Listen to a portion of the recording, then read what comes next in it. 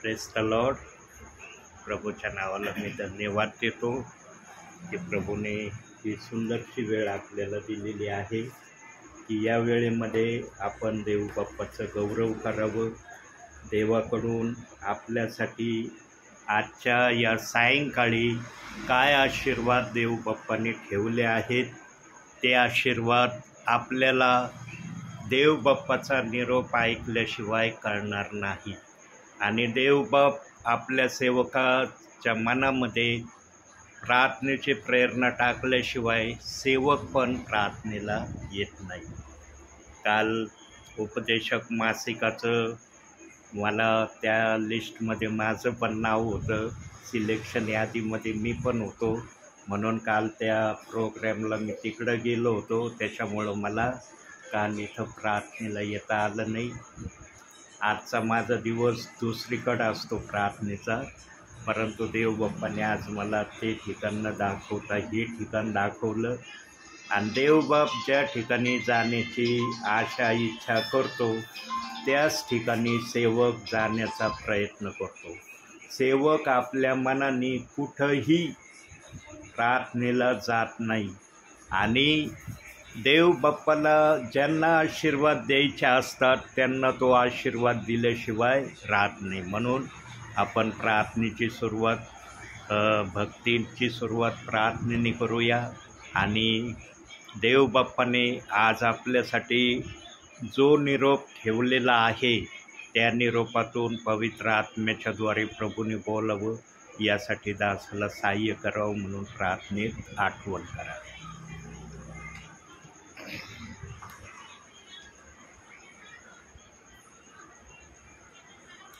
पवित्र पवित्र पवित्र सैन्याधीश परमेश्वरा, खरोखर तू महान आहेस माझ्या पित्या. मान सन्मान गौरव मी सर्व तुला देतो. माझ्या पित्या, पगारे पास्टरांना येणं जाणं तू सुखाचं समाधानीचं ठेव.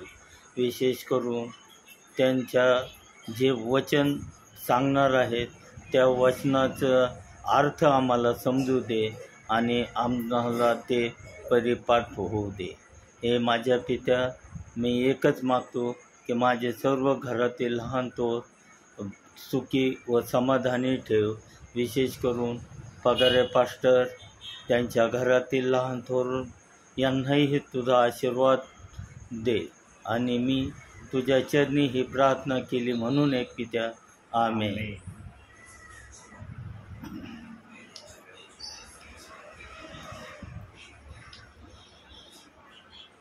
प्रियांनो, कधी आपण विचार केला का एका दिवसाचे 24 तास आहेत. देव बाप 24 तासामध्ये अखेर पृथ्वीच्या पाठीवर कुठं ना कुठं 24 तास प्रत्येक ठिकाणी पृथ्वीच्या पाठीवर कुठं ना कुठं त्याची सेवकांच्या द्वारे, ब्रदरांच्या द्वारे, सिस्टरांच्या द्वारे प्रार्थनेमध्ये उपस्थिती असेल. कोणी सकाळच्या सामूहिक प्रेयरमध्ये देव बाप्पाच्या समवेत असतील, कोणी गुप्त प्रार्थनेच्या द्वारे प्रभूच्या समवेत असतील, कोणी सेवकांच्या द्वारे प्रार्थनेला एकत्रित बसलेले असतील. म्हणजे जसा दिवस उजडतो तेव्हापासूनच देव बाप्पाच्या आत्म्याला जे जे प्रभूची आठवण करतात, जे जे प्रभूला हाक मारतात, त्या विश्वासणाऱ्यांकड, त्या सेवकांकड देव बाप उपस्थित राहतो. आणि विशेष म्हणजे आम्ही कोणत्या तयारीला लागण्या अगोदर, प्रार्थनेला बसण्याच्या अगोदर देव बाप्पाचा आत्मा आमची प्रतीक्षा रूममध्ये करतो. किती महान आहे आत्मप्रियांनो, की तो आमची प्रतीक्षा करतो, आमची वाट बघतो की माझे प्रियजन माझे सेवक प्रार्थनेला बसणार आहेत, माझं सर्वप्रथम त्या ठिकाणी जाणं गरजेचं आहे. आणि देवबाप करतो तसं बरं का. आज देवबाप तसं करतो म्हणून सेवकांना, सेविकांना, ब्रदरांना त्याची सेवा करता येते. गुप्त प्रार्थनेत बसता येतं. सामूहिक प्रार्थनेमध्ये, हाऊस प्रेयर मध्ये सर्वांना व्यवस्थितरित्या प्रभूच्या सानिध्यामध्ये सर्व काही करता येते. देवाच्या आत्म्याने जर आम्ही येण्यानंतर यायचं ठरवलं असतं तर किती जण आपल्या बुद्धीच्या सामर्थ्याने प्रार्थनेला बसले असते.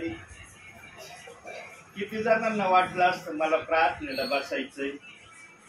यांनो, आत्मा मला उत्तेजन देतो, उत्साह देतो, आनंद देतो. तेव्हा आम्ही प्रभूच्या चरणी येतो. मग बायबल वाचनाच्या द्वारे येतो, गीत म्हणण्याच्या द्वारे येतो, प्रार्थना करण्याच्या माध्यमातून येतो, बायबल वाचण्याच्या माध्यमातून येतो. कसंही आम्ही प्रभूच्या समीप स्वतःला आणण्याचा प्रयत्न करतो. विचार करा, या पृथ्वीवर 231 पेक्षा अधिक देश आज कार्यरत आहेत. एवढ्या 231 देशामध्ये किंवा त्याच्या अधिक देशांमध्ये हर देशामध्ये एक तरी जिल्हा, एक तरी राज्य देवाला ओळखणारं देवबाप्पाने केलेला आहे.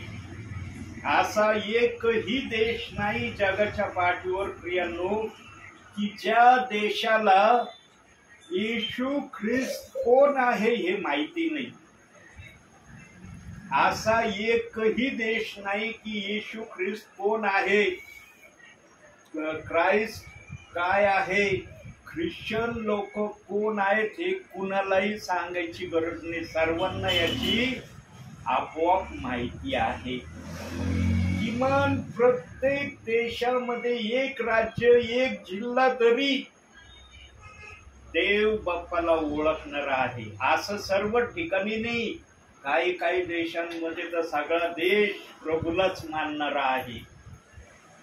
काही काही देश असे आहेत की प्रभू शिवाय ते इतरांना मानत नाही. असे पण देश आहेत यांनी. पण किमान देव बाप्पाने आपलं नाव प्रत्येक राष्ट्रामध्ये, एका तरी राज्यात, एका तरी जिल्ह्यामध्ये आपल्या नावाला ठेवलेलं आहे. हे प्रभूला विशेष करून सांगायचं आहे. का ठेवलेलं असेल बरं प्रभूने असं? अशी योजना करण्याची प्रभूला का आवश्यकता पडली? का इच्छा झाली प्रभूला असं करण्याची? प्रियांनो, प्रभूला हे सांगायचं आहे, हे आपल्या लोकांना कळवायचं आहे. त्याने जेवढ्या जणांना कळवायचं ठरवलेलं आहे तेवढ्यांनाच कळणार आहे. ज्यांना देव बाप्पाने कळवायचं ठरवलेलं नाही त्यांना कळणार नाही. म्हणून देव बाप्पाने सुरुवातच केलेली आहे आमच्या जीवनाची किंवा देवाच्या राज्यात येण्याची. काय म्हटलंय प्रभू, तुम्ही मला निवडले नाही तर मी तुम्हाला निवडले आहे. इथून देव बाप्पाने आमची निवड केलेली आहे. आम्ही प्रभूला नाही स्वीकारलं, प्रभूने आमचा स्वीकार केला. पण आमच्या समयापर्यंत, जो समय प्रभूने आमच्यासाठी ठेवला होता त्या समयापर्यंत आम्ही आमच्या मनाने जगलो. पण जेव्हा प्रभूचा समय आला त्यावेळेला आम्ही प्रभूला आपल्या जीवनामध्ये घेतल्याशिवाय राहिले नाही. 1982 साली 27 ऑक्टोबरला संध्याकाळी 6 वाजता मी प्रभू येशू ख्रिस्तावर विश्वास ठेवला. 1982 सालापासून 2025 आज चाललेला आहे. या समयापर्यंत मी प्रभूमध्ये स्वतःला ठेवलेलं आहे. हा जीवनामध्ये अनेक चढ आले, उतार आले, पेच प्रसंग आले, दुःख आले, संकट आले, आनंदाचे क्षण आले, सगळं जीवनात येऊन गेलं. प्रत्येक गोष्टीला मी माझ्या जीवनामध्ये जवळून अनुभवलं. पण देव बाप्पाने एवढ्या वर्षामध्ये मला कधीही सोडलेलं नाही. मी माझ्या भावी जीवनामध्ये प्रभूला 3 वेळेस पूर्णपणे सोडलेला दास आहे. मागील संदेशात मी सांगितलंय, किती वेळेस सांगितलं मला आठवत नाही, पण मागील संदेशात सांगितलेलं आहे की मी भावी जीवनात 3 वेळेस प्रभूला पूर्णपणे सोडलेला आहे आणि परत प्रभूकडे मी आलेलो आहे. 3 वेळेस सोडल्यानंतर प्रभूने माझ्या जीवनामध्ये फार मोठा निर्णय घेतला. देवबाप म्हणला, याचा आता वारंवार माझ्या नावाला सोडून देणं, परत माझ्या नावात येणं हे मला बंद करायचं आहे. आणि त्याच्यासाठी देवबाप्पांनी उपाय काय केला? देवबाप्पांनी मला सेवक करून टाकले. सेवक केल्यावर मला कळलं सेवकाचं प्रमुख काम काय असतं, सेवकाला काय करणं गरजेचं आहे. सेवक हे नाव जर त्याला टिकवायचं असेल तर त्याला प्रभूच्या सानिध्यामध्ये कसं चालावं लागेल, काय करावं लागेल, कशा प्रकारे करावं लागेल, हे सगळं शिक्षण सेवक होण्याच्या अगोदर देव बाप्पाने मला शिकवलं. तसे प्रयत्न मी केले. प्रियांनो, सेवक व्हायला खूप प्रयत्न करावा लागतात. अनुभवाच्या दासांबरोबर राहावं लागतं, फिरावं लागतं. ते कशी सेवा करतात हे निमूटपणे समजून घ्यावं लागतं. आणि जेव्हा प्रभू पाहतो, अरे याने खरोखर प्रभूच्या दासाकडून अनुभव घेतलाय, शिकलाय, याला पण कळलंय आता सेवक कसा असतो, सेवा कशी करायची, सेवकाजवळ वचन असणं गरजेचं आहे. वचनासाठी सेवकाला बायबल वाचन करणं गरजेचं आहे. सेवक बायबल वाचनाशिवाय राहू शकत नाही. तो सतत वचनाच्या संपर्कामध्ये असला पाहिजे. आणि जो वचनाच्या संपर्कात राहतो त्याला सेवक होण्याचा अधिकार आहे. जो वचनाच्या संपर्कात राहत नाही, मग त्याच्याकडून कशी सेवा होईल, कशी सेवा तो करील हे मला सांगता येणार नाही. पवित्र आत्मा त्यांच्यामध्येच येण्याची आशा धरतो ज्यांनी प्रभूसाठी काहीतरी झळा खाल्ल्यात, काहीतरी बायबलला ग्रहण करण्यासाठी आपले वेळ प्रभूच्या नावाने खर्च केलेला आहे. सगळं प्रभू निरीक्षण करतो, तेव्हा त्याला सेवक होण्याचा अधिकार देतो. का? कारण सत्य त्याला समजलेलं असतं आणि ते सत्य त्याला इतरांना वचनातून, विचारातून पवित्र आत्मा सांगण्यासाठी पाठवतो. आणि ज्या सेवकाला देवाकडून कॉलिंग असती, तो सेवक सेवेला गेल्याशिवाय कदापिही राहत नाही. त्याला जर सेवेला गेलं नाही तर त्याचं मन अस्वस्थ होतं, त्याचं मन हुरहुरतं. अरे मी आज सेवेला गेलो नाही, मला काहीतरी हरवल्यासारखं वाटतंय, मला निराशा आल्यासारखी वाटते. ज्यांना प्रभूला खरोखर उंच करण्याची अपेक्षा असते ना, त्यांच्या मनामध्ये तर या गोष्टी येतात जे मी बोलत आहे. आणि जे पवित्र आत्मा उद्गार काढत आहे, बोलत आहे, तसं माझ्या जीवनात झालेलं आहे. मनुष्य जे झालं ना ते सांगतो, जे झालंच नाही त्याला काय सांगता येणार आहे? पवित्र आत्मा काय सांगण्याची प्रेरणा देणार आहे?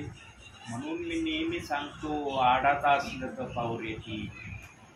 आडात नाही ना, तुमच्या पावऱ्यात कदापि येणार नाही. तुम्ही किती प्रयत्न करा, कशाही प्रकारे त्याच्यासाठी तुम्ही काही करा, तुम्हाला काही करता येणार नाही. म्हणून प्रियांनो, आजचं जे वचन आहे त्याच्यावर आज देवबाप बोलणार आहे, ते वचन पण या सांगितलेल्या गोष्टीवरच आधारित आहे. पाहूया आपण ते वचन आता. योहान कृष्ण शुभवर्तमान 17वा अध्याय 17वंच वचन. तू सत्यात त्यास पवित्र कर, तुझे वचन हे सत्य आहे.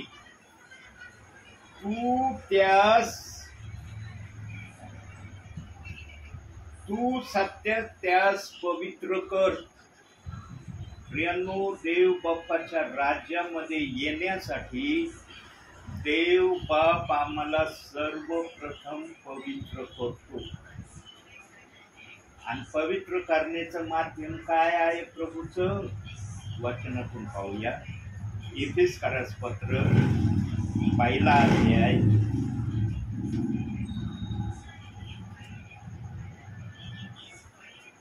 13-14.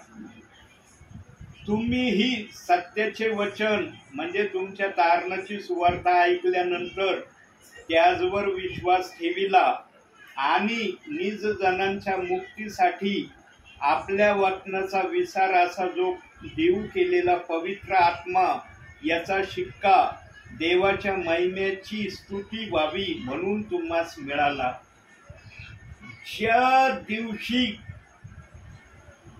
ज्या क्षणी आम्ही येशू ख्रिस्तावर विश्वास हृदयापासून आत्म्यापासून ठेवतो, त्याच क्षणाला देव बाप आम्हाला पवित्र आत्म्याचा शिक्का आमच्या कपाळावर मारतो. बघा, तुम्हाला शिक्का मारण्यात आला. प्रियांनो, आम्हाला पवित्र आत्मा, साधा विश्वास आम्ही मुखाने कबूल केला, लगेच देवबाप देतो पवित्र आत्मा. देवबाप विचार करतो का मागचं जीवन यांचं कसं होतं, कसे वागलेत मागच्या जीवनामध्ये, कोणत्या प्रकारे हे माझ्या विरोधात चालले, आठवतो का देवबाप या गोष्टी?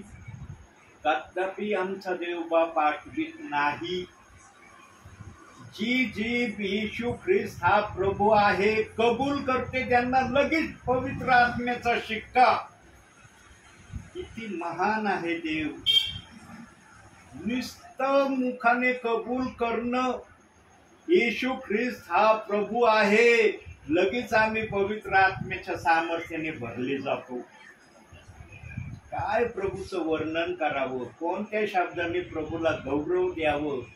पण जे शब्द तो आम्हाला देतो त्या शब्दाने तो आनंदित पण होतो. यांनो, जो देव आम्हाला नुसतं स्वीकार केल्याबरोबर पवित्र आत्मा देतो, त्या देवाबरोबर आम्ही आमच्या भावी जीवनामध्ये कसं चालणं गरजेचं आहे? कपटाने चालणं गरजेचं आहे, द्वेषानं चालणं गरजेचं आहे, भेदभाव करण्याचे गरजेचं आहे, एकमेकाविरोधात वागण्याच्या विषयाने चालणं गरजेचं आहे, एकमेकांच्या चुगल्या सांगण्याच्या हेतूने चालणं गरजेचं आहे. कशा प्रकारे चालण्याचं गरजेचं आम्ही समजू शकतो. यांनो, ज्या गोष्टी सांगितल्या यातली एकाही गोष्टीने आम्ही आमच्या ख्रिस्ती जीवनामध्ये कधीही चालण्याचा प्रयत्न करू नये. पण आमच्या डोक्यातली जी बुद्धी आहे ना, लहान मेंदू, मोठा मेंदू, 2 मेंदू आमच्या डोक्यामध्ये देव बाप्पाने ठेवलेले आहेत. 2 मेंदू आमच्या डोक्यामध्ये आहेत आणि ते दोन्ही मेंदू कार्य करणारे आहेत. आता 2 मेंदू ठेवण्याचं देव बाप्पाला का आवश्यकता पडली? का 2 मेंदूंनी देव बाप्पाने आमच्या डोक्यामध्ये त्या गोष्टीला जागा दिली हे कुणी समजू शकत नाही. पण 2 मेंदू ठेवण्या माग देवबापाचं कारण असेल. एका मेंदूने देवबाप संतुष्ट का नाही झाला? लहान मेंदू मोठा मेंदू आमच्या डोक्यामध्ये ठेवलेला आहे.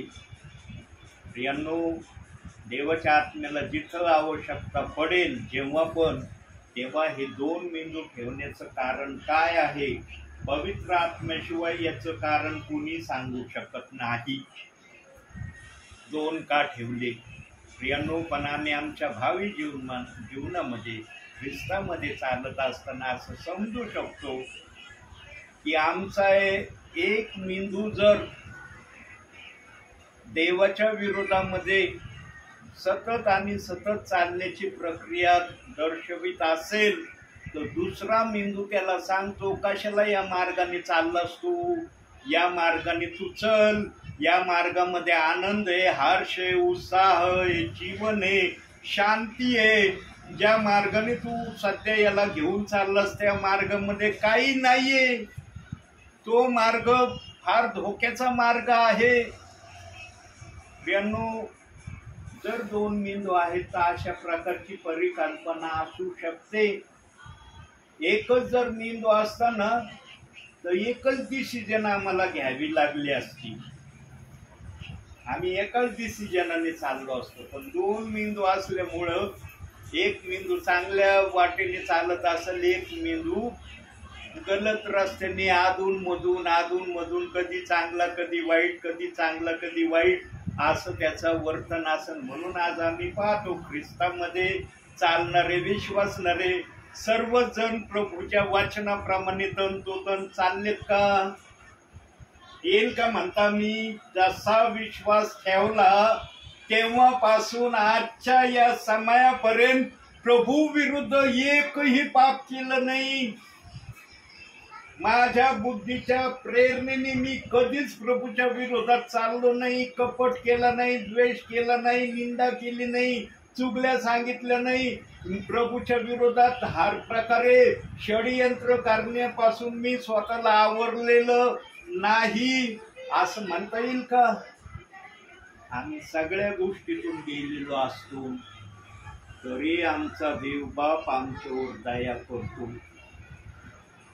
आम्हाला टाकून देत नाही तो.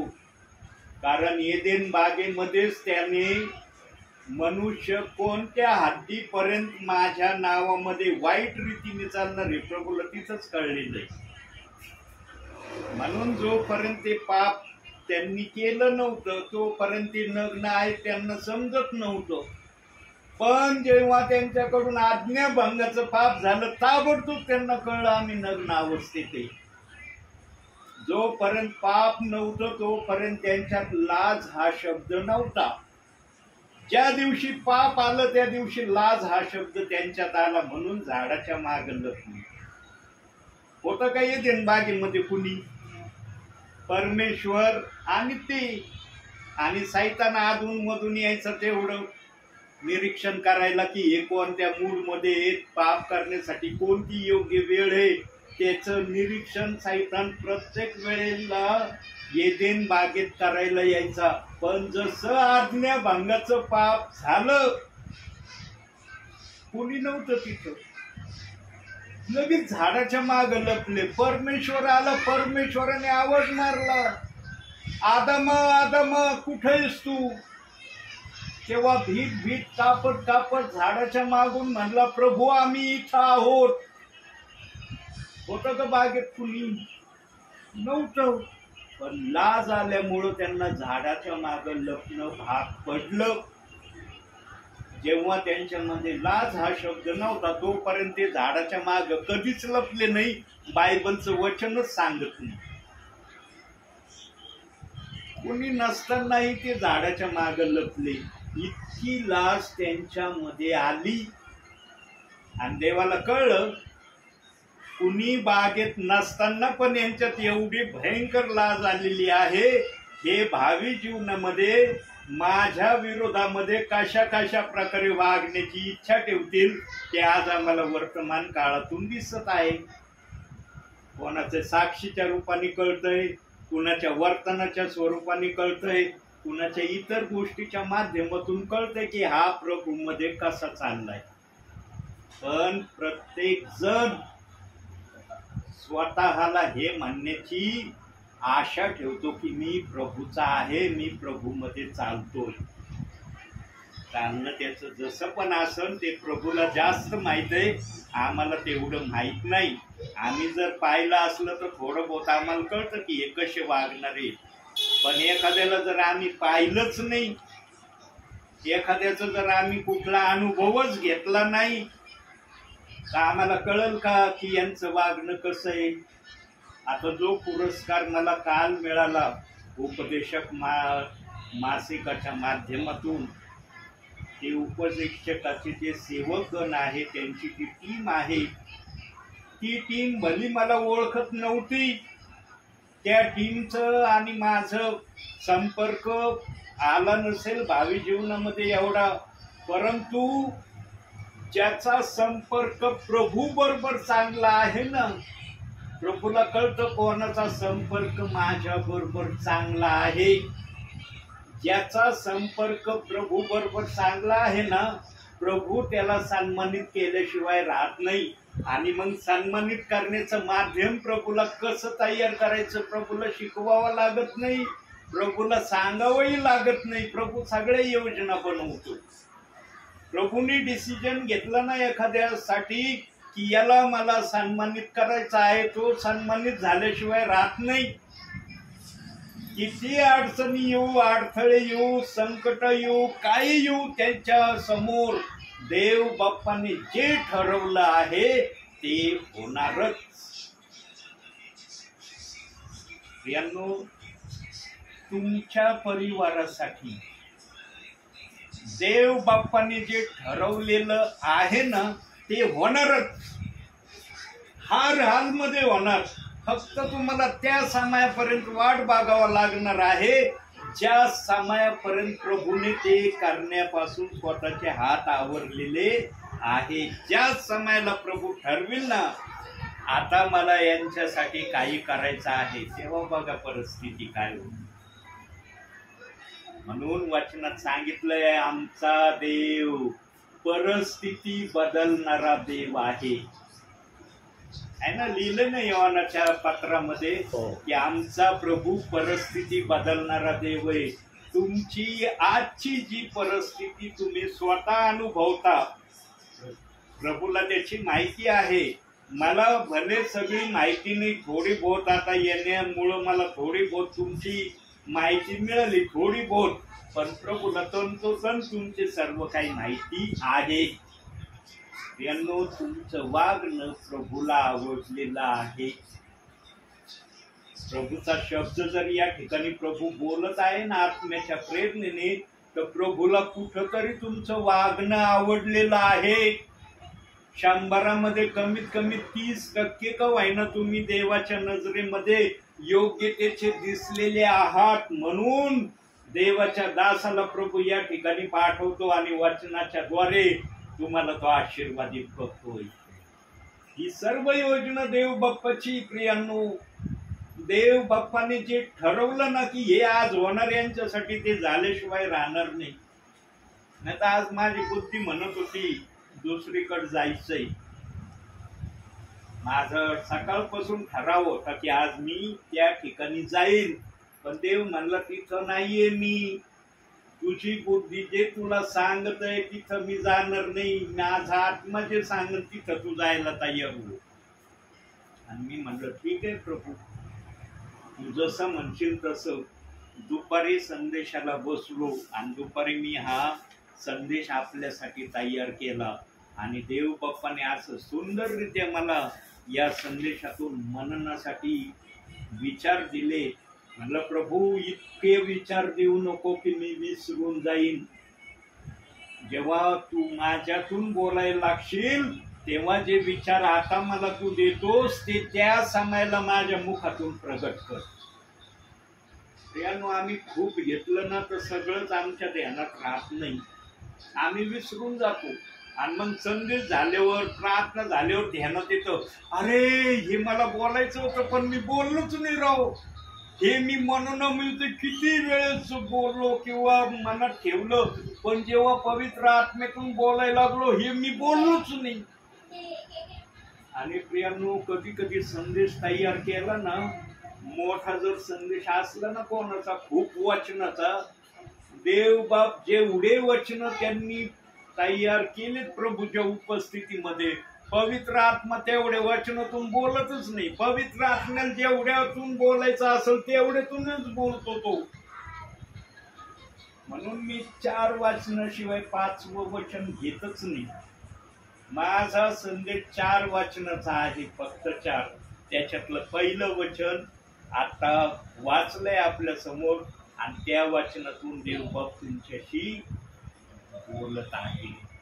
प्रियांनो, आमचा देव पवित्र आहे.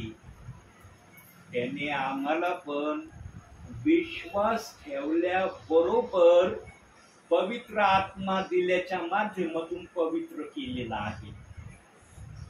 पण देव बाप्पाने काय अटी आणि शर्ती पुढं चालण्यामध्ये ठेवल्या, ते आम्हाला मान्य करून तसं वागावंच लागतं.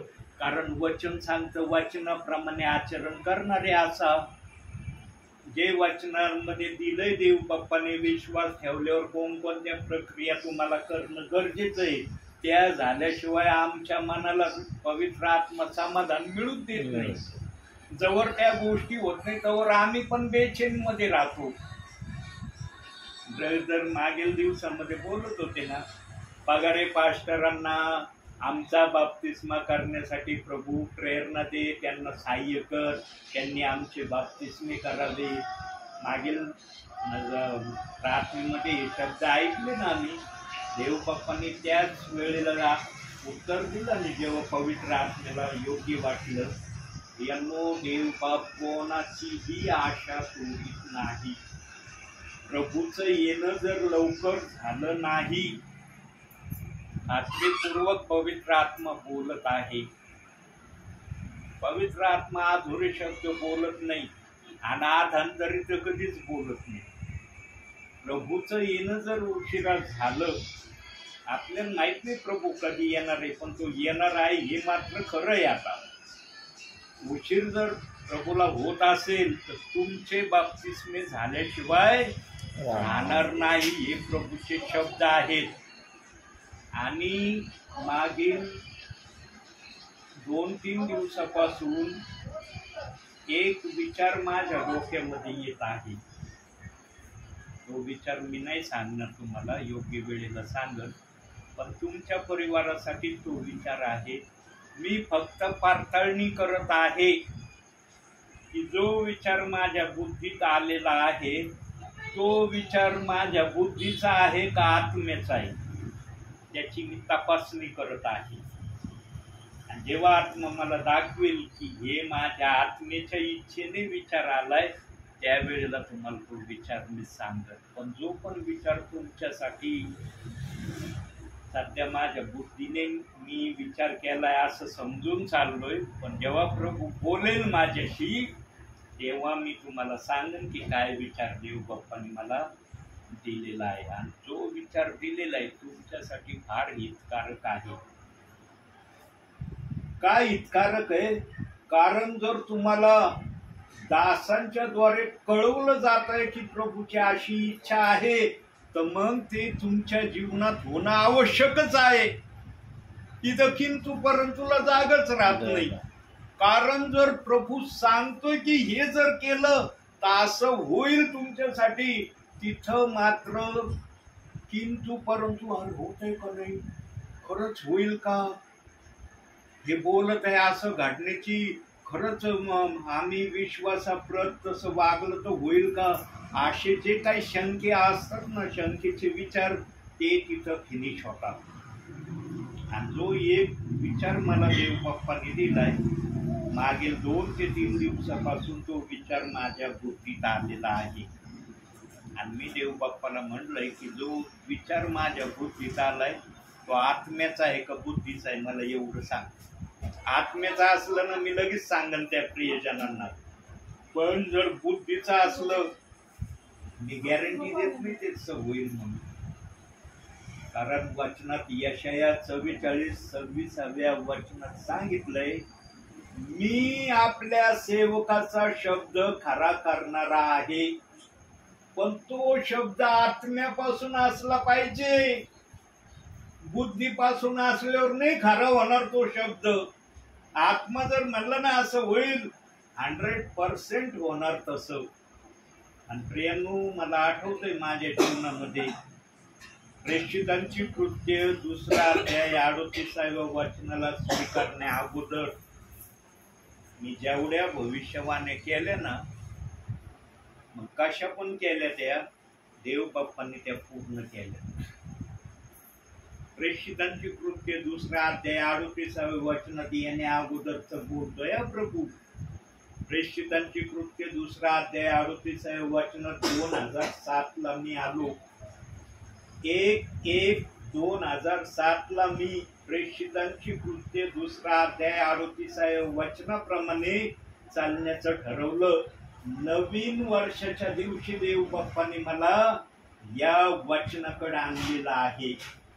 आणि ज्या नवीन वर्षाला मी या वचनाकडे आलोय ते आजपर्यंत या वचनामध्ये आहे. खूप संकट आले, अडचणी आल्या, अपमान आला, छळ आला, निंदा आली, आणखी काय काय आलं मला माहिती नाही, पण या वचनापासून मी आतापर्यंत दूर झालेलो नाही. भविष्याचं कुणी बघितलंय? भविष्यात मी जगात राहतोय किंवा नाही, किंवा भविष्यात प्रभू आला तर मग तर जाणं वेगळं होणं होईल का? म्हणून मला जी सेवा प्रभूने दिली आणि ज्या सेवेमध्ये जे विश्वासणारे मला देव बाप्पांनी दिले, ते विश्वासणारे तुम्ही प्रभूचे आहात बरं का, माझे नाही. हे लक्षात ठेवा. कधी बुद्धी जर म्हणले नाही ना आम्ही पगारे पास्टरच्या अंडर मध्ये चाललेले, पगारे पास्टर आज उद्या नाही. ऐका नाही, पगारे पास्टरची अशी स्थिती, पगारे पास्टर म्हणला नाही प्रभू येईपर्यंत मी या जगातून जाणारच नाही, कोणत्या सबबीवर जाणार नाही. बोललो का हे उद्गार? यांनो, आज आहे मी, उद्या नाही, माझी ही अवस्था आहे. पण जोपर्यंत प्रभू मला चालवित आहे तोपर्यंत मी प्रभूचं गौरव केल्याशिवाय राहणार नाही. आणि जे प्रियजन मला देव बाप देणार त्यांना मी वचन सांगितल्याशिवाय राहणार नाही. आणि जो वचनाने विश्वासणाऱ्याला भरवितो, चालवितो, घडवितो, देवाचा आत्मा त्यांच्या बरोबर कायम राहतो.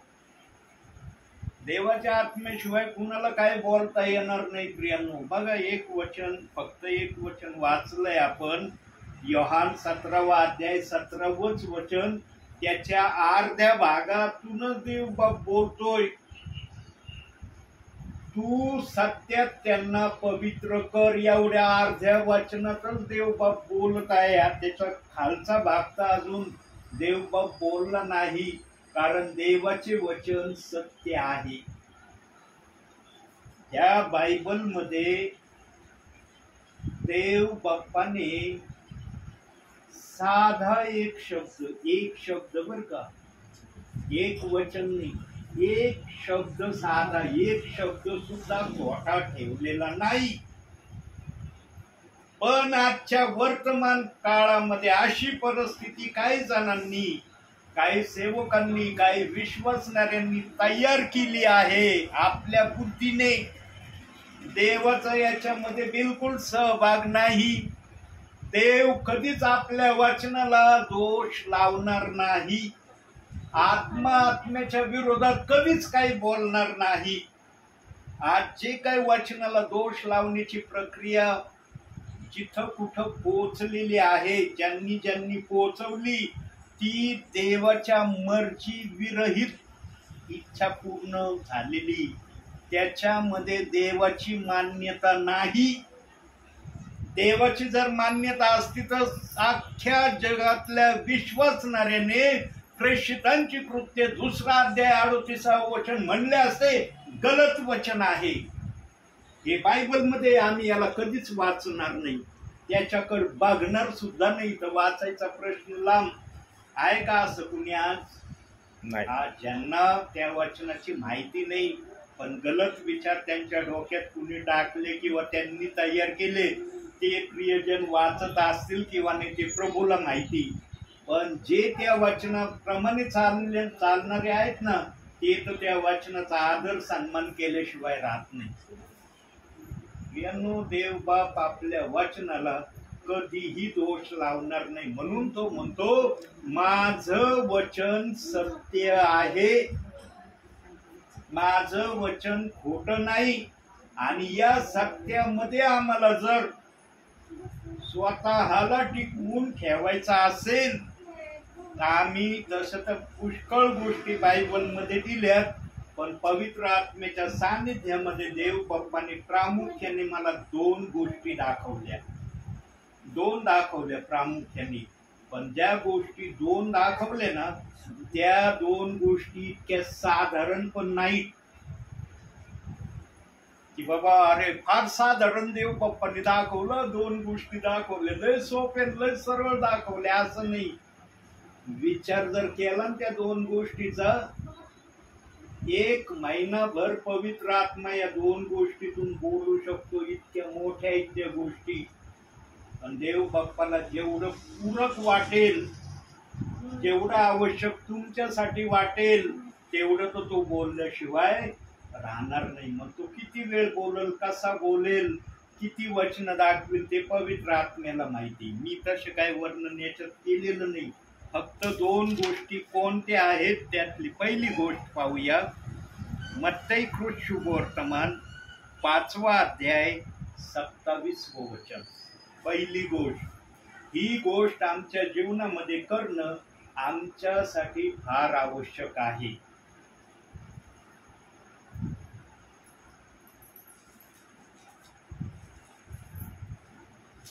म्हणजे असं करायचं नाही बरं का, म्हणजे ध्यानात ठेवायचं ना, तर म्हणताना आजपासून अरे ब्रदर म्हणजे आवश्यक आहे मग करा, आम्ही करायला सुरुवात करतो असं नाही।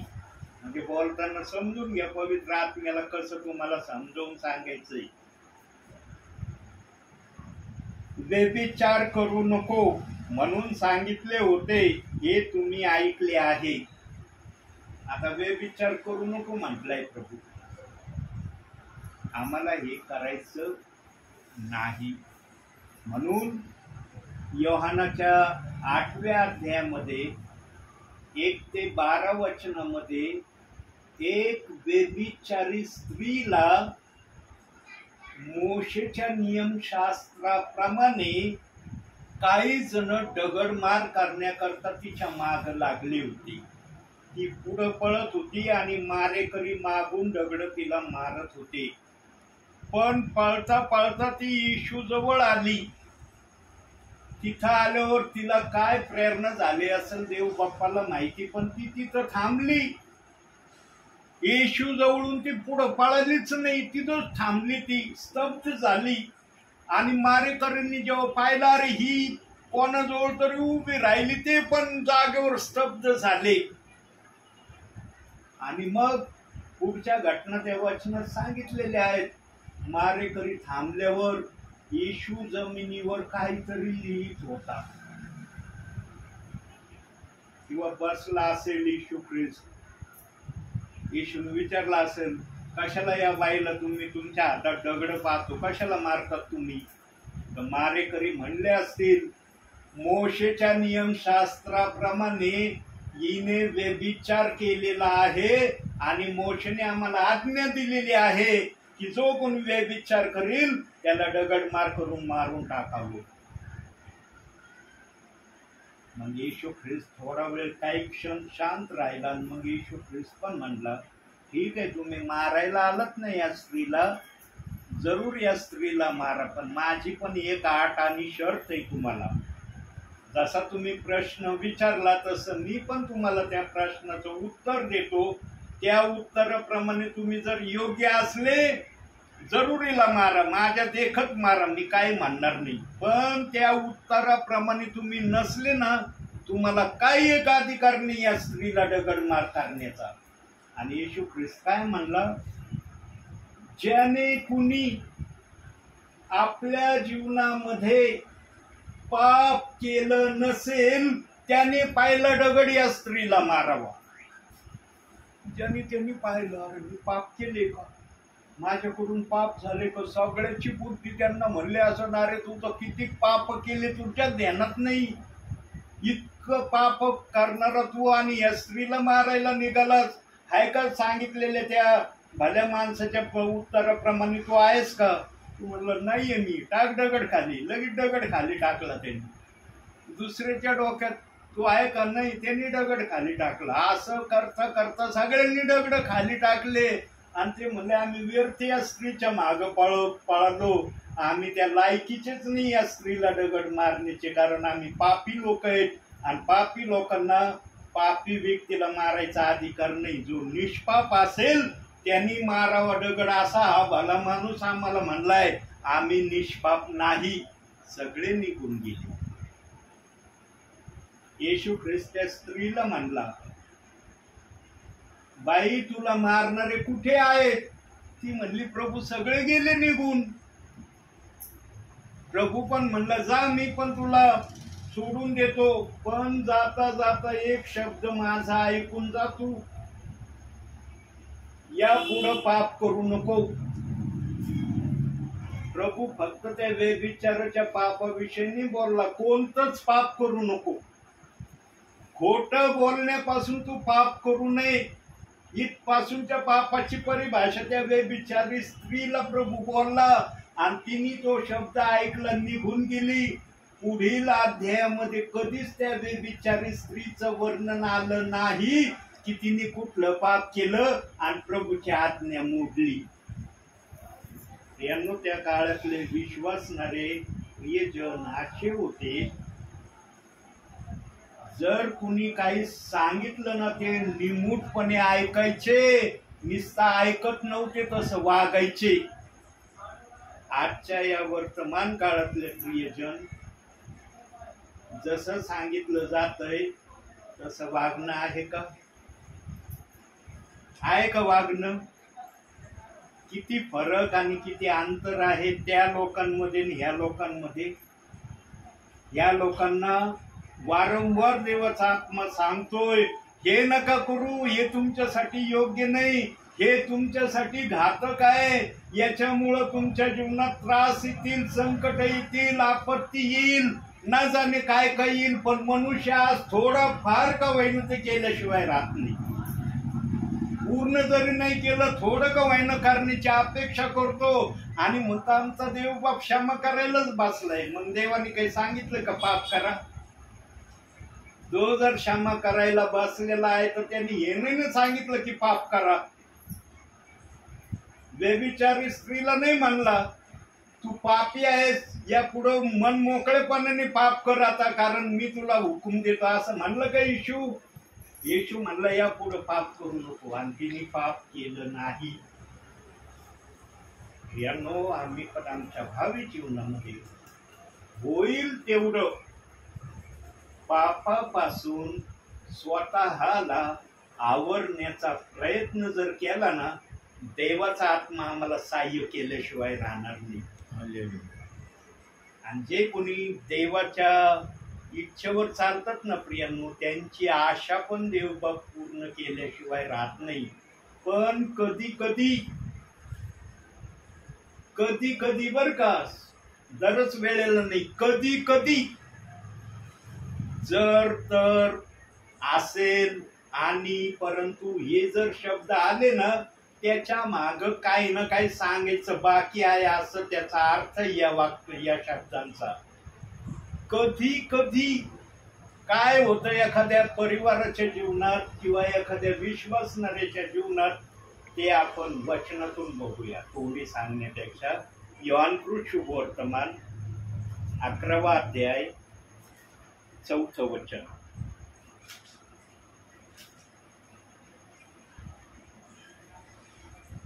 हे ऐकून येशू म्हणाला, हा आजार मरणासाठी नव्हे तर देवाच्या गौरवार्थ, म्हणजे याच्या योगे देवाच्या पुत्राचे गौरव व्हावे यासाठी आहे. प्रियांनो, कधी कधी विश्वासणाऱ्याच्या जीवनात परिवारामध्ये असं काही आजार येतो की ज्या आजाराविषयी विश्वासणाऱ्याला परिवाराला कधी कल्पना नसते, की हे माझ्याकडे येणार आहे, आणि त्यांच्यावर जास्त करून येण्याची प्रक्रिया होते बरं का. आता कशी होते ते 2 मिनिटात सांगतो मी, मग दुसऱ्या पॉइंटकडे आपण जाणार आहे. प्रियांनो, जेव्हा आम्ही प्रभूच्या सांगण्याप्रमाणे चालत नव्हतो ना, तेव्हा आम्ही एकदम मस्त होतो, खाऊन पिऊन मजेत होतो, आनंद करत होतो, जगाच्या सगळ्या गोष्टीमध्ये स्वतःला रमवित होतो, सगळं काही चाललं होतं. पण जेव्हा आम्ही प्रभूकड पूर्णपणे आलो, जेव्हा आम्ही आमच्या मनाने वागत होतो, तेव्हा सर्वच जण दशमांश प्रभूचा देत असतील असं नाही. दशमांश असा पवित्र मार्ग आहे प्रियांनो, देव बाप्पाने जागा मावणार नाही एवढा आशीर्वाद देण्याचं अभिवचन तिथं ठेवलंय. मग दशमांश तुमचा 10 रुपये किंवा 5 रुपये जरी दशमांश असला ना, तो त्याला दशमांश हेच नाव आहे. एखाद्याचा 5 लाख जरी दशमांश असला तर तो दशमांशच आहे. एखाद्याचा 5 रुपये दशमांश असला तो दशमांशच आहे. देवबाप भेदभाव नाही करत, अरे हे मोठं ह्या दशमांश आहे, हे 5 रुपये आले, ते अरे हे दशमांश कस काय म्हणू याला, हे केवळ 5 रुपये आले, असं देव कधीच म्हणत नाही.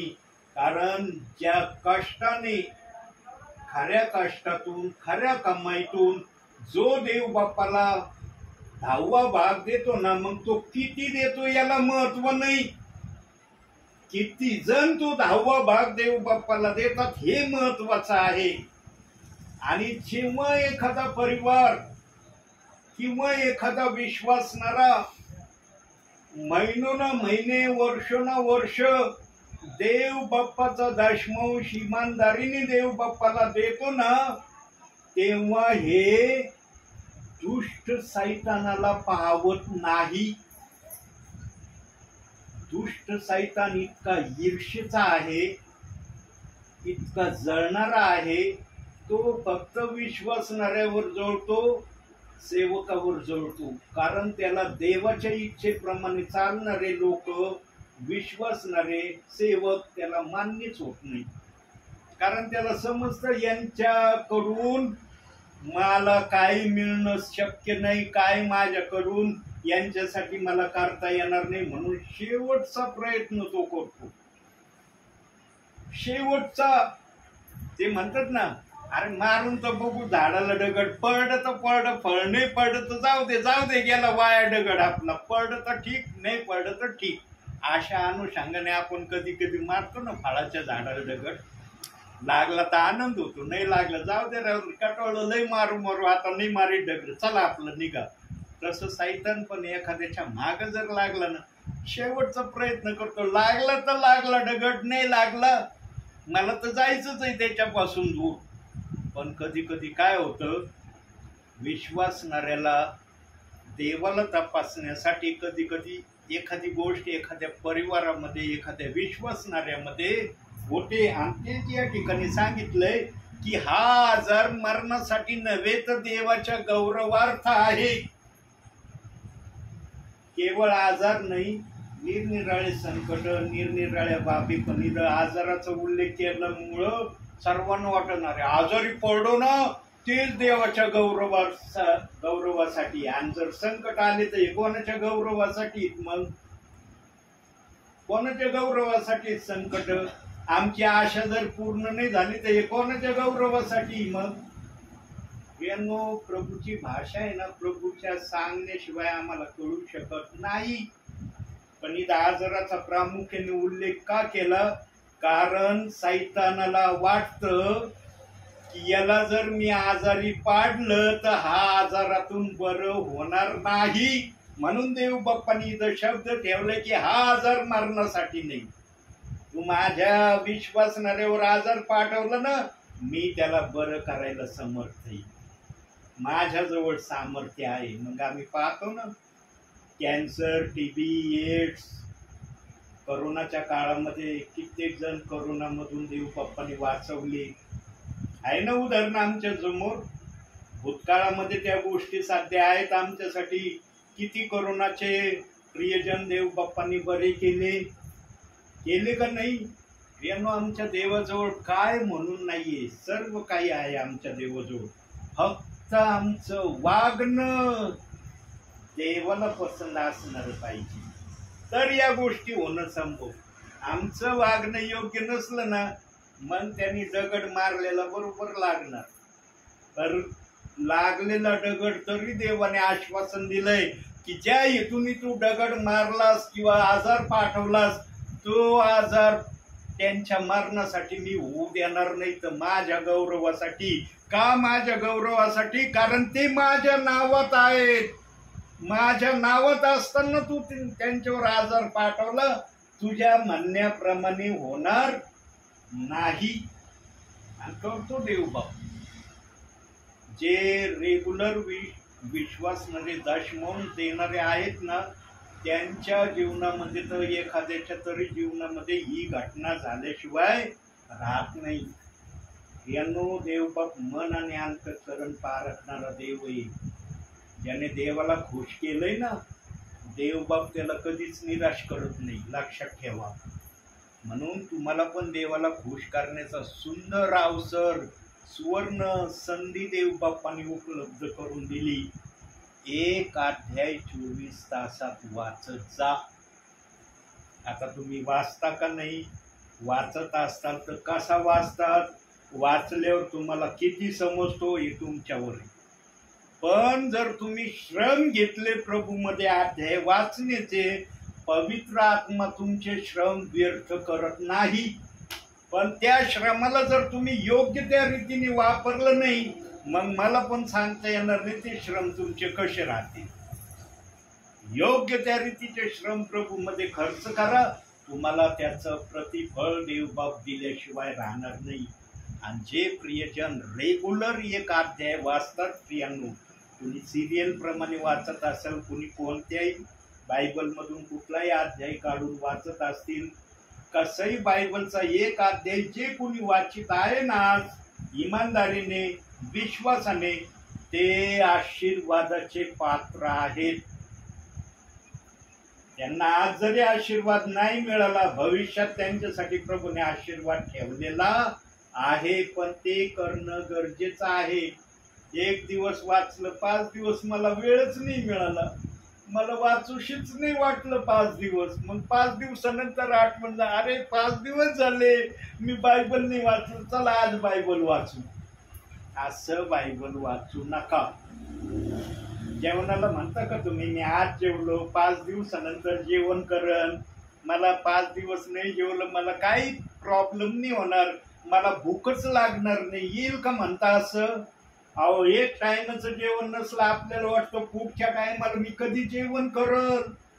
पहिलं जेवण, मग बाकीच्या सगळ्या गोष्टी. करतो का नाही आम्ही असं? आहे का नाही अनुभव? का खोटं हे विधान जे बोलत आहे पवित्र आत्मा? प्रियांनो, बायबल वाचनासाठी पण अशीच प्रक्रिया करा. जे इमानदारीने 1 अध्याय वाचतील ना, देवाचा आत्मा त्यांना 1 अध्याय वाचायला लावणार.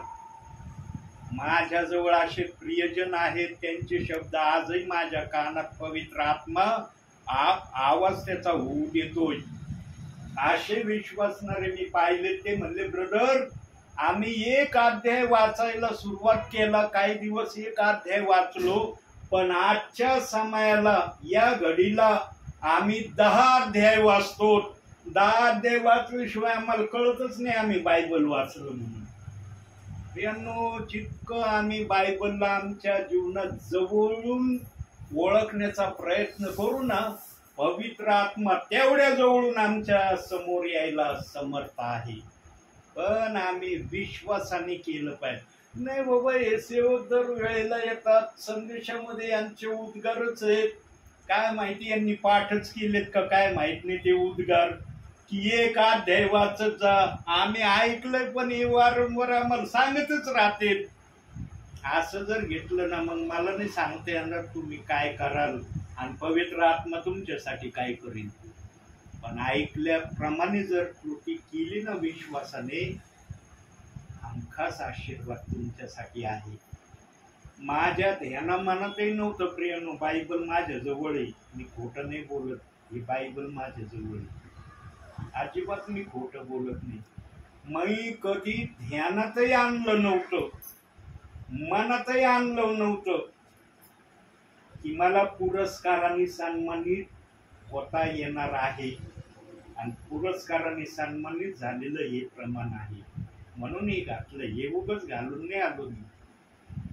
तोंडाने सांगणं आणि प्रत्यक्ष दाखवणं याच्यामध्ये अंतर असतं. प्रत्यक्ष दाखवलं ना मग कळतं अरे खरंच पुरस्कार भेटलाय बरं का. तोंडाने नाही बोलले, ते खरोखर दाखवलं, चिन्ह पण दाखवलं. प्रियांनो हे शो म्हणून लावलं नाही, देवाच्या गौरवासाठी मी ठेवलं. देवबाप म्हणलं हे लावून चल, तेव्हा मी घेतलं ना, तर मी काढून ठेवलं असतं. रात्री देवबाप म्हणलं हे काढू नको शर्टाचं, तसं शर्ट ठेव. माझे जे शर्ट लावण्याचे ठिकाणी तिथं अभ्यास मी शर्ट लावला आणि रात्रीच्या वेळेस घातला. देवाने प्रेरणा दिली म्हणून मी लावलं. शो म्हणून मी तुम्हाला दाखवायसाठी नाही आलो. कारण देवबाप ज्याला सन्मानित करण्याचं ठरवतो ना, त्याला विश्वासणाऱ्याला दाखवण्याची पण प्रेरणा ठेवतो. एक माझ्या पाडायसाठी नाही हे केलं मी. अरे बाबा नो मी कसा आशीर्वादित, देव बाप्पाने मला सन्मानित केलं. आणि ज्या दासाच्या मनामध्ये माझ्याविषयी प्रेरणा दिली ते दास ठामपणे त्या गोष्टीशी प्रभूच्या प्रेरणेने विश्वासू राहिले म्हणून हा सन्मान मला प्राप्त झाला. काल जेव्हा मला सन्मान मिळाला ना, पुरस्कार, इतके विश्वासणारे काही सेवकांनी मला धन्यवाद दिले, कॉंग्रॅच्युलेशन म्हणले. मलाच आश्चर्य वाटलं. असे काही त्यामध्ये परिवार होते काल ज्यांनी मला घरातून बाहेर काढून दिलं. सांगन का कोणता दासी? पवित्र आत्म्याच्या उपस्थितीमध्ये पवित्र आत्मा बोलायला लागला ना, पवित्र आत्मा लाजत नाही, पवित्र आत्मा भीत नाही. असे काही त्यामध्ये परिवार होते ज्यांनी मला घराच्या बाहेर काढलं. प्रेषित 2:38 वचनाच्या प्रमाणावर सेवा करायला आलो म्हणून त्यांनी मला काल धन्यवाद दिले, कॉंग्रॅच्युलेशन म्हणले. मी तर त्यांना पाहिलं पण नाही की ते आलेत म्हणून या सत्काराच्या कार्यक्रमाला. पण अनेक जणांनी मला काल शुभेच्छा दिल्या. इतकं मन प्रफुल्लित झालं माझं. म्हणलं देव बाप्पा, माझं तर ध्यानामनातही नव्हतं की हा पुरस्कार घेतल्यावर एवढं मला कॉंग्रॅच्युलेशन आणि शुभेच्छा देणारे माझ्याकडे येतील. प्रभू जेव्हा एखाद्याला उंच करायचं ठरवतो ना प्रियांनो, तेव्हा त्याला खाली आणणारा कुणी नसतो हे देव बाप्पाला सांगायचंय. आणि देव बाप्पाने हे उदाहरण का तुम्हाला सांगितलं माझ्या मुखातून? देव बाप्पाने तुम्हाला पण उंच करायचं ठरवलंय. आता देवबाप म्हणतोय खाली, आता यांना पण जरा उंच आणतो मी. कारण विश्वासाने वचन ऐकायला हे प्रियजन बसतात दरवेळेला.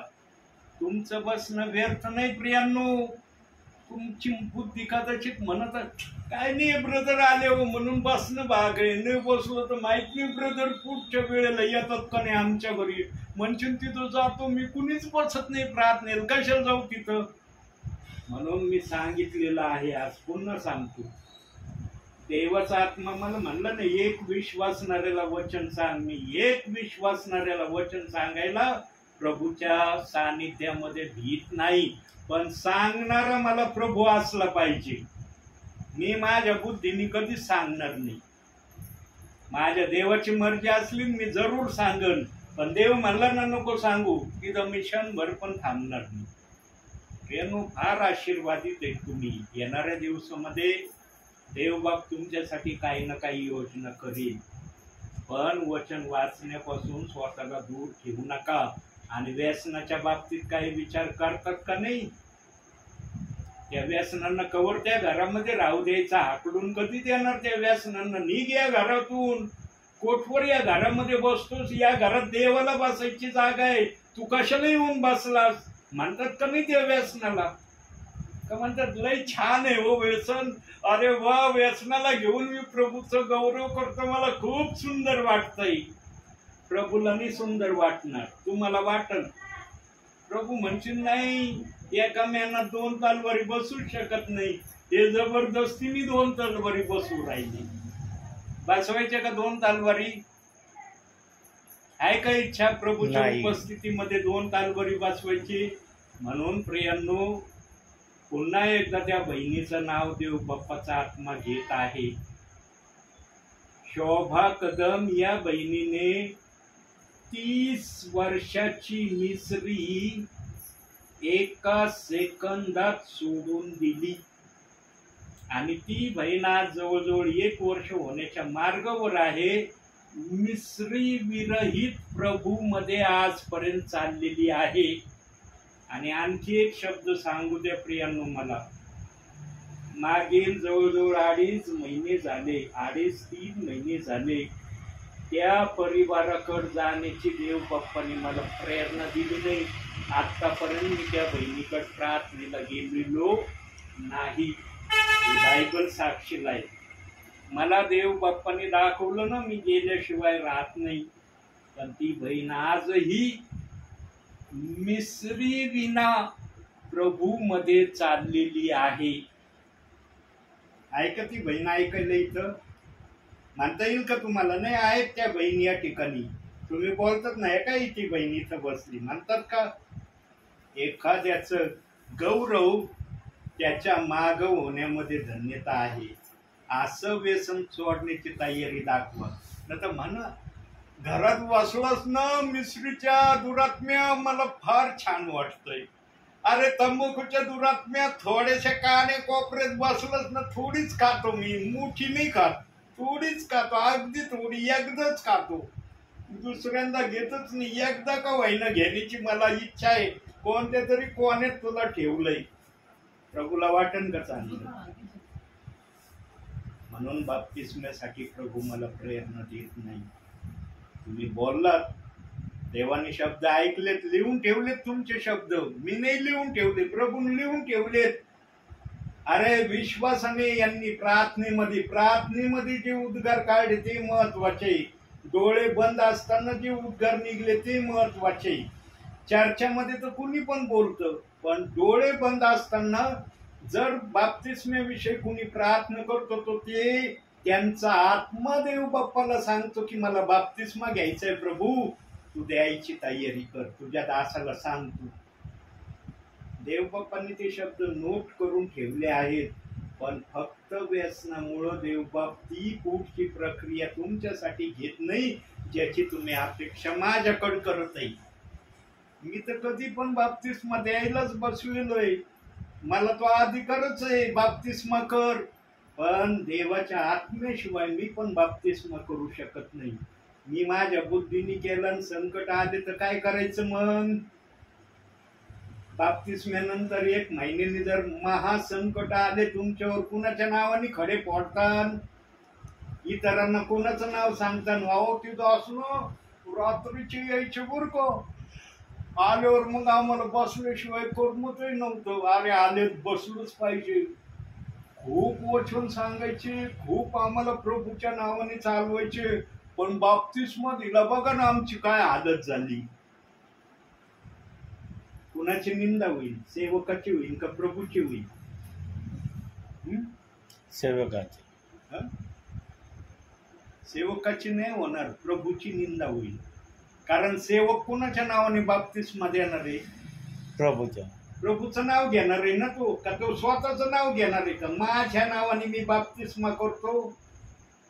एखाद्या सेवकाची निंदा जर झाली ना तर ती वास्तविकरित्या सेवकाची निंदा नाही, प्रभूची निंदा आहे.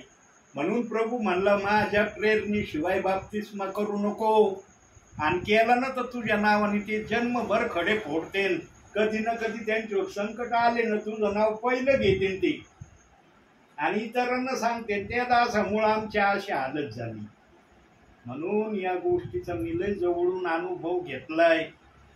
जेव्हा पाळत नव्हतो ना तेव्हा या गोष्टी मी खूप ऐकल्यात. निरनिराळ्या ठिकाणी मी ऐकलंय. विश्वासणारे धडाधड नाव घेऊन म्हणले, अहो त्यांनी बाप्तिस्मा केला, आमचं झालं होतं बाप्तिस्मा, पण आम्हाला परत बाप्तिस्मा दिला. ते द्यायला तयार झाले, तुम्ही घ्यायला का तयार झाले? त्यावेळेला का नाही म्हणले आमचा बाप्तिस्मा झालाय पिता पुत्र पवित्र आत्म्याच्या नावाने, परत कस काय आम्ही घ्यायला या दासासमोर उभं राहायचं? देणार जर म्हणतो घ्या, तर घेणाऱ्याने विचार करावा ना मला घ्यायचा का नाही. चांगलं झालं, हो त्यांच्या हातून बाप्तिस्मा झालं, खूप चांगलं झालं आमचं. वाईट झाल्यावर मग खडे फोडायचे त्या दासाच्या नावाने. हे होऊ नये म्हणून प्रेषित 2:38 वचनाच्या प्रमाणावर जे सेवा करतात त्याला देवाचा आत्मा म्हणतो मी सांगितल्याशिवाय बाप्तिस्मे करू नको. आणि जर केले त्याचे दुष्परिणाम तुला भोगावे लागतील. म्हणून मी बाप्तिस्मे करत नाही ना. तर मला बाप्तिस्मा करण्यात किती हर्षण आनंद व्हायला पाहिजे. अरे विश्वासणारे बोलतात बाप्तिस्मेसाठी, मी किती कठीण मनाचा झालोय, हे बोलत आहे तरी बाप्तिस्मा करीना. मी देवाचा सेवक आहे, माणसाचा सेवक नाहीये. मला देवाचं भय आहे. माझ्या देवाची मान्यता असली मी केल्याशिवाय राहणार नाही. पण माझा देव बाप जोपर्यंत मला सांगत नाही मी कशाला बाप्तिस्मा करू. विश्वासामध्ये चाला. पण जर प्रभू आला, हे वाक्य ध्यानात ठेवा. आता मी दुसऱ्या पॉइंटकडे जाणार आहे, थोडक्यामध्ये तो पॉइंट आपण पाहू. जर प्रभू आला, तुमचे बाप्तिस्मे झालेले नसले, 100% तुम्ही स्वर्गामध्ये प्रभू समोर असणार. 100% बोलतोय प्रभू, 99% नाही बोलत. 100पैकी 100 मार्क देतो का? कारण तुम्ही तयार होते, तुम्ही प्रार्थनेत बोलत होते, पण मी तयार झालो नाही तुम्हाला देण्यासाठी. देवाने सांगितलं नाही म्हणून तयार नाही झालो. म्हणून देवबाप तुम्हाला 100% स्वर्गात घेणार. म्हणून विश्वासात राहा. आणि प्रियानो, तुमची आशा भंग नाही होणार. आशा तुमची भंग होणार नाही. मग ती काही आशा असू द्या, बारीक असू द्या, मोठी असू द्या, भंग होणार नाही. पण या वाचनाप्रमाणे जर चालले ना, निश्चित आशीर्वादित व्हाल तुम्ही. म्हणून आता दुसऱ्या पॉइंटकडे जाऊ. थोडक्यामध्ये हा दुसरा पॉइंट घेऊया. नीतिसूत्रे 24वा अध्याय 28वं वचन. अगदी थोडक्यामध्ये या वचनाला आपण घेऊया, कारण हे वचन तुम्हाला जास्त माहित आहे. 24वा अध्याय 28वं वचन, नीतिसूत्रे.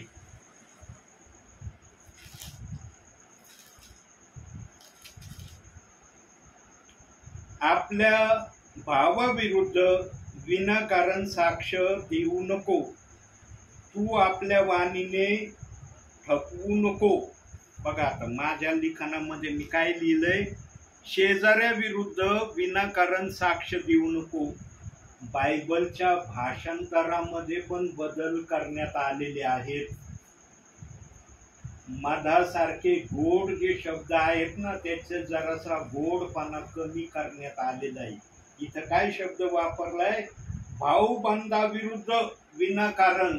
आणि इथं शब्द काय आहे, मूळ भाषांतरामध्ये काय शब्द आहे, शेजाऱ्याविरुद्ध विनाकारण साक्ष देऊ नको.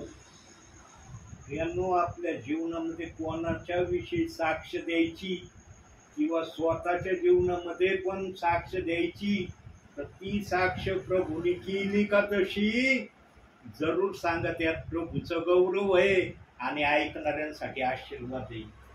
पण जर प्रभूने तसं केलेलं नसलं, भावना आवेशारे हे दरवेळेला साक्ष द्यायला उभे राहते. मी एकदा तरी राहतो उभं, हे दररोज रविवारी साक्ष द्यायला उभे राहतात. मला एकदा तरी उभं राहण्याचं धाडस होऊ द्या. केलेलं असलं जरूर साक्ष द्या, केलेलं नसलं साक्ष देऊ नका. आणि साक्ष तीच द्या जी प्रभूने केलेली आहे. पण काही जण विनाकारण खोटी साक्ष, खोट्या आपल्या जीवनात काही प्रभूने केलं नाही गौरवाने सांगायला उभे राहतात, हे केलं माझ्यासाठी. प्रभूचा आत्मा पण साक्ष सांगायला प्रेरणा देतो. प्रियांनो, तो म्हणतो सांग, याच्यात माझं गौरव आहे, ऐकणाऱ्यासाठी आशीर्वाद आहे. ऐकणारे का ध्यान देऊन ऐकतात, कारण त्यांना प्रभू आशीर्वाद देतो. पण तसं घडलेलं असलं तर होतं. म्हणून इथं सांगितलंय विनाकारण म्हणजे खोटी. विनाकारण याला दुसऱ्या भाषेत काय म्हणतात? खोटी. शेजाऱ्याविरुद्ध खोटी साक्ष देऊ नको. आणि इथं विनाकारण शब्द वापरण्यात आलेला आहे. यानो आम्ही या गोष्टीला जर आमच्या ख्रिस्ती जीवनामध्ये तंतोतंत पाळलं ना, विश्वासाने कुणी जरी नाही पाहिलं, प्रभूंनी पाहिलं ना, अरे खरंच माझा सेवक सांगत होता, इथून मागे यांनी काय केलं ते मी नाही आठवणार, पण पुढच्या जीवनामध्ये यांनी खरोखर तसं केलं. यांनो आशीर्वादाचे पात्र तुम्ही प्रभूच्या नजरेत पाहणार. आणि ज्याच्या नजरेत देव बाप ज्यांना आशीर्वादाचं पात्र बनवतो ना, ते निकामी पात्र कधीच राहत नाही प्रभूसाठी. ते उपयोगाचंच पात्र देव बापासाठी बनतं. आणि ते पात्र तुम्ही बनावे म्हणून आदास इथं प्रभू पाठवितोय. आता आदास काय वेळ घालवायला येतो का? दासाला काही काम नाही, चला आता या परिवारात जाऊन यांना बसवितो प्रार्थनेला, अशा इथून येतो का दास? यांनो फार आशीर्वादित आहात तुम्ही. याचा अनुभव तुम्हाला येणाऱ्या दिवसात देव बाप दाखवीन की तुम्ही किती आशीर्वादित आहात. आणि जेव्हा तसं होईल ना, त्यावेळेला बघा तुमची परिस्थिती काय आणि तुम्ही काय बोलाल प्रभूच्या नावाने. त्यावेळेला माझ्या शब्दाची आठवण देव बाप करून देईल. वयोवृद्ध दास काय बोलत होते तुम्हाला वाटत होतंय का नाही? हे बोलत येत ऐकायला फार छान वाटतंय. कधी होईल ते? जेव्हा व्हायला सुरुवात होईल ना, ते थांबणार पण नाही. तुम्ही थांबा थांबा म्हणले तरी प्रभू म्हणून मला द्यायला भीती वाटत नाही, तुला घ्यायला भीती वाटते काय? प्रभू द्यायला लागल्यावर हात आखडीत नाही. म्हणून प्रियांनो प्रभूने ते करावं तुमच्यासाठी ज्याच्यासाठी तुम्ही प्रभूकडे आशा ठेवली. करतात का नाही प्रार्थना? हो ब्रदर, करतात ना? हो करतात ना ताई प्रार्थना? करतात ना आणखी प्रार्थना? काही ना काही देव बाप्पाला हो. मागतच असतात ना. हो मला सांगते. सांगू नका ते, पण देव बाप्पाला तर सांगत असतात ना. एखादंच बी आशेची गोष्ट सांगत असताना का नसताना देव बाप ते करणार आहे तुमच्यासाठी. मला माहित नाही तुम्ही काय प्रार्थना करता, कशी करता, पण जी काही तुम्ही विश्वासाने देव बाप मागतात ना, देव बाप दिल्याशिवाय राहणार नाही. का नाही? कारण तुम्ही प्रार्थनेला गंभीरतेने बसता, वचन गंभीरतेने ऐकता. म्हणून येशू म्हणला, जे देवाचे वचन ऐकतात आणि पाळतात तीच माझी आई, तीच माझी बहीण आणि तोच माझा भाऊ. यांनो येशू आपलं वचन आपल्या विश्वासणाऱ्यांना आशीर्वादानं कसं आशीर्वादित करायचं ते सांगायची गरज नाही. पवित्र आत्म्याला कळतं कशा प्रकारे मला आशीर्वादित यांना करायचं आहे. म्हणून प्रियांनो शेवटी एक वचन बघू आणि मी इथं पूर्णपणे थांबतो. इब्रिकराचं पत्र 11वा अध्याय 40वा वचन. देवाने जे उत्तम ते आपणासाठी पूर्वीच नेमिलेले होते. बघा आता देवाने तुमच्यासाठी कोणत्या समयात काय ठरवलेलं आहे मला नाही माहिती. माझ्यासाठी पण देवाने कोणत्या समयामध्ये पूर्वी काय ठरवून ठेवलंय मला पण पूर्ण माहित नाही. पण सध्या मी ज्या अनुभवातून अनुभवतोय त्याचं मला उत्तर कळतंय की माझ्यासाठी प्रभूने पूर्वी काय ठरवलेलं होतं ते आता मी करत आहे. तसं तुम्हाला पण पूर्वी देव बाप्पाने जे तुमच्यासाठी ठरवलेलं आहे ते तुमच्या जीवनामध्ये झाल्याशिवाय राहणार नाही. त्या वचनाला आपण पूर्ण करूया. 11वा अध्याय 40वा वचन.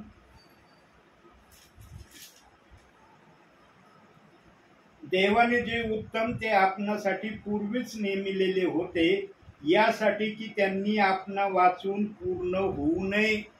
देवाने पूर्ण करायचं ठरवलं म्हणून तुम्ही पूर्ण होणार आहात. देवाने जर पूर्ण करायचं ठरवलं नसतं ना, तुम्ही कधीच पूर्ण झाले नसते आणि तुम्हाला वचनही ऐकायला मिळालं नसतं. देव बाप्पाने तुमच्यासाठी चांगली योजना ठरवलेली आहे, ती झाल्याशिवाय राहणार नाही. फक्त प्रतीक्षा थोडीशी करा आणि वचनापासून स्वतःला कधीही दूर करण्याचा प्रयत्न करू नका. वचन वाचितच जा प्रियांनो, विश्वासाने वाचा. अरे सेवकांनी सांगितलं म्हणून मी वाचन करणार. माझ्याजवळ आशीर्वाद नाही, आशीर्वाद प्रभूजवळ आहे. तुमचा विश्वास तुम्हाला आशीर्वाद द्यायला समर्थ आहे. म्हणून भावी जीवनामध्ये चालत असताना होईल तितकं देवाच्या इच्छेप्रमाणे करण्यासाठी स्वतःला तयार करण्याचा प्रयत्न केला ना, देवबाप तुमच्याकडे लक्ष दिल्याशिवाय राहणार नाही. म्हणून आजच्या या छोट्याशा संदेशातून देवबाप तुम्हाला आणि मला भरपूर आणि भरपूर आशीर्वाद देऊ. आम्ही चालू राहू. डोळे बंद करा. आपण काही क्षण देवाची स्तुती करू आणि मग आपण प्रार्थनेमध्ये जाऊया.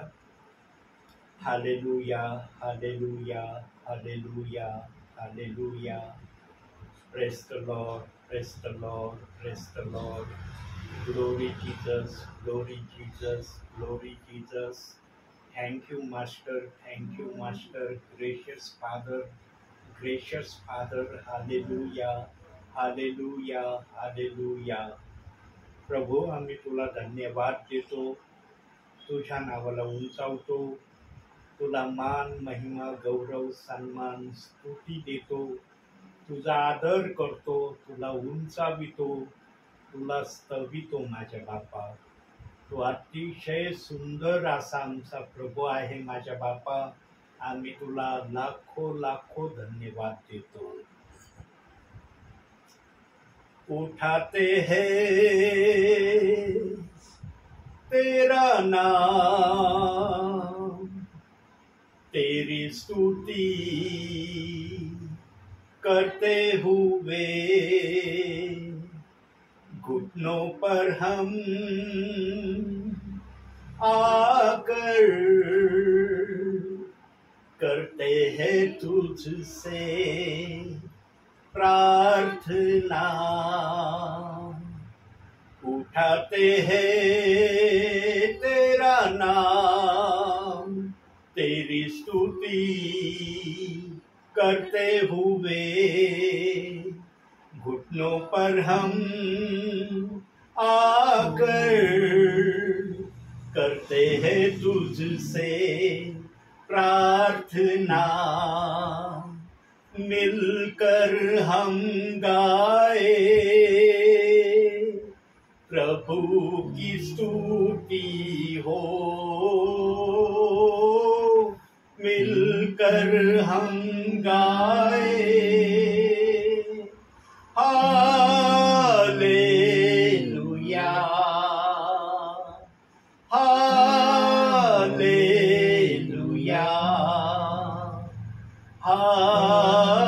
Hallelujah, hallelujah.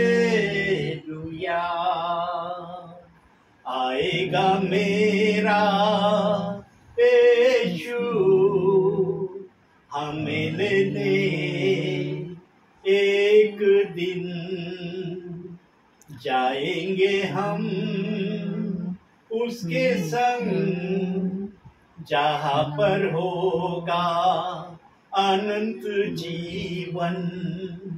आएगा मेरा यीशु हमें लेने एक दिन, जाएंगे हम उसके संग जहाँ पर होगा अनंत जीवन. मिलकर हम गाए प्रभु की स्तुति हो, मिलकर हम गाए हालेलुया, हालेलुया, हालेलुया, हालेलुया. उठाते हैं तेरा नाम, तेरी स्तुति करते हुए घुटनों पर हम आकर करते हैं तुझसे प्रार्थना। मिलकर हम गाए प्रभु की स्तुति हो, मिलकर हम गाए हालेलुया, हालेलुया, हालेलुया,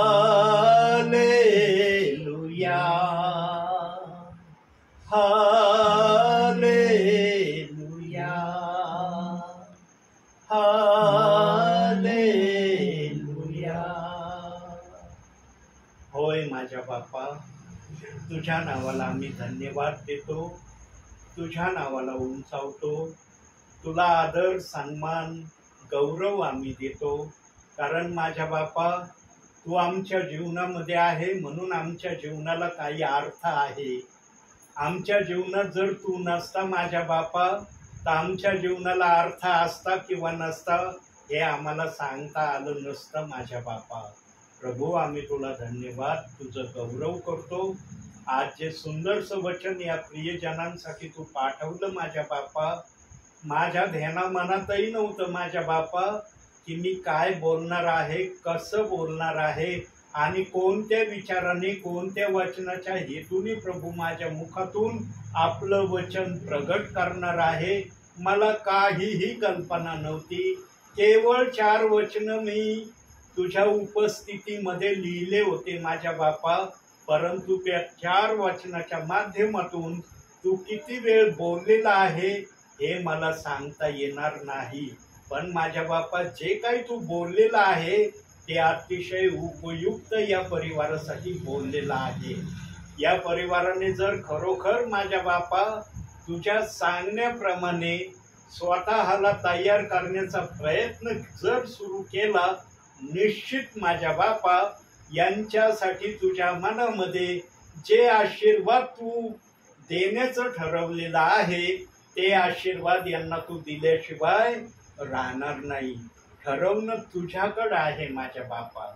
तू ठरवलेली गोष्ट होणारच माझ्या बापा, पण आम्ही ठरवलेली गोष्ट होईलच याची शाश्वती देता येत नाही माझ्या बापा. आज पवित्र आत्म्याच्या सामर्थ्याने माझ्या बापा तुझ्या दासाला तू तुझ्या सेवेसाठी उपयोगात आणलं, यासाठी धन्यवाद.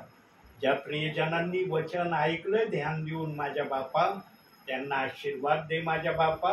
ते आशीर्वाद घेण्याच्या हेतूनेच प्रार्थनेला बसलेले होते, त्यांच्यासाठी तो आशीर्वाद पाठवू माझ्या बापा.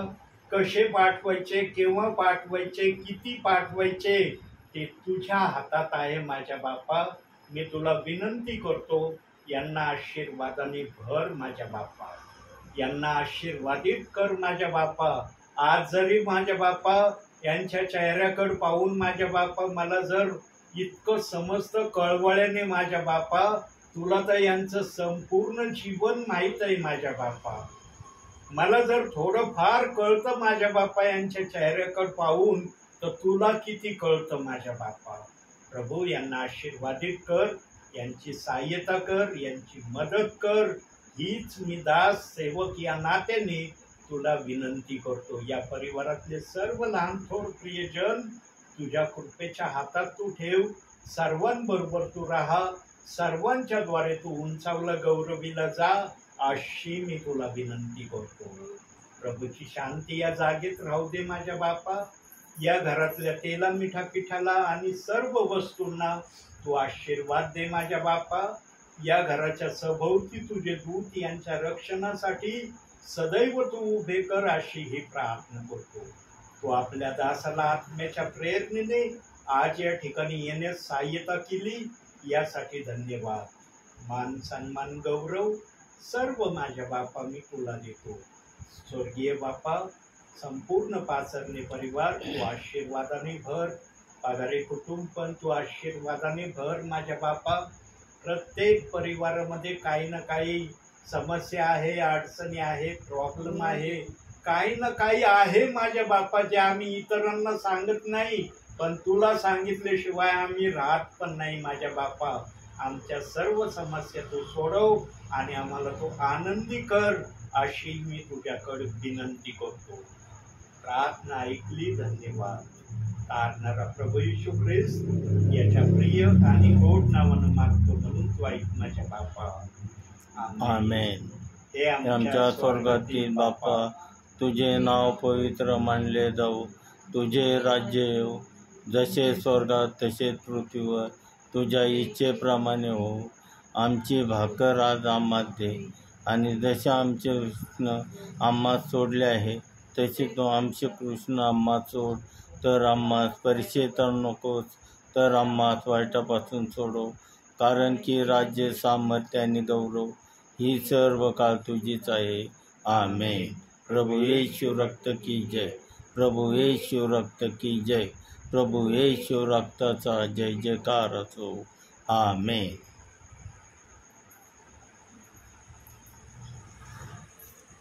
बंद कर. केलं?